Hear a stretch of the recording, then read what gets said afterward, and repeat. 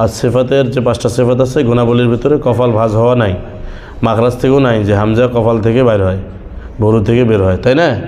এই জন্য এগুলো বর্জনীয়। আয়না দেখে ঠিক করেন, বলেন আ ই উ, আ ই উ। হলক থেকে যেন আওয়াজ আসে, পেট থেকে যেন, বুক থেকে যেন আওয়াজ না আসে, খেয়াল করেন।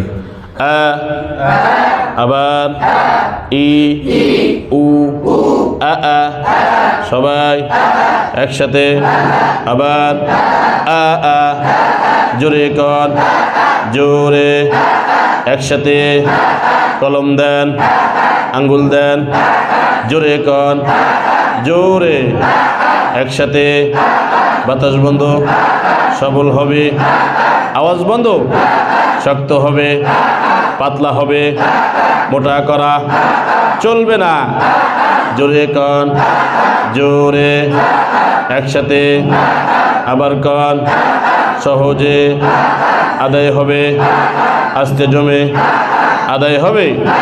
এই 5 সিফাতের বাস্তবতা মাস্ক করে নিজ মুখেতে ফিট করিতে হইবে। জোরে কর, জোরে, একসাথে, বড় ছোট একসাথে, ছোটদের আওয়াজ কম, জোরে, একসাথে, জোরে কর, এক আঙ্গুলের বেশি পরিমাণ ফাঁকা করা চলবে না, আবার কর, জোরে কর, আ আ, বাতাস বন্ধ, সবল হবে, দুর্বল করা যাবে না, জোরে কর, শক্ত, বাতাস বন্ধ, সবল হবে, শক্ত হবে, পাতলা হবে, মোটা করা